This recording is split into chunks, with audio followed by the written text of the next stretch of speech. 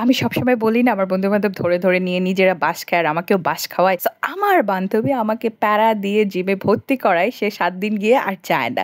তো আজকে যেহেতু বৃষ্টির দিন আমি চিন্তা করলাম আমি একা প্যারা কেন খাবো? ওকে টেনে হেঁচড়ে নিয়ে গিয়ে বাঁশ খাওয়াবো।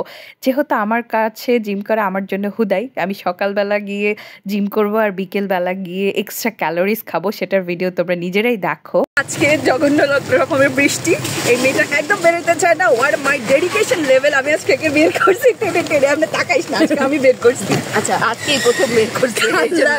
এর আগে ভিডিওগুলো কিন্তু মিথ্যে কথা। আগের ভিডিওগুলোতে আমি বের করছি। আল্লাহ না, এর আগে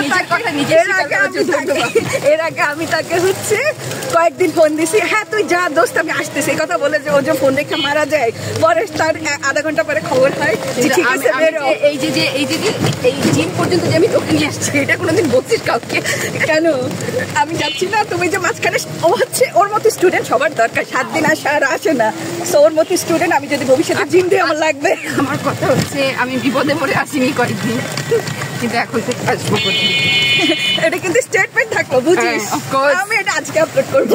মস্কারি করতে করতে একদম জিমে পৌঁছে গেলাম অ্যান্ড এত সুন্দর বৃষ্টির ওয়েদারে কার মন চায় ভাই শরীরকে ব্যথা দিতে। তা আমি বসে বসে একটু ওয়েদার দেখছিলাম, একটু বিরোর সেলফি কুলফি তুলে টুলে। এরপরে হচ্ছে বয়েজ সেকশন এক নাইজেরিয়ান পেলাম, সে খুব সুন্দর করে ফুটবল প্লে করছিল।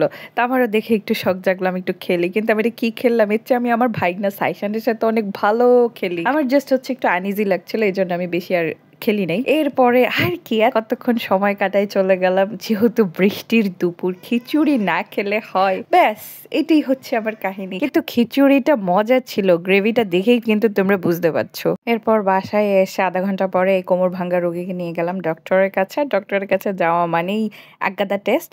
বাকিটা থাকবে অন্য একটা ব্লগে। টাটা।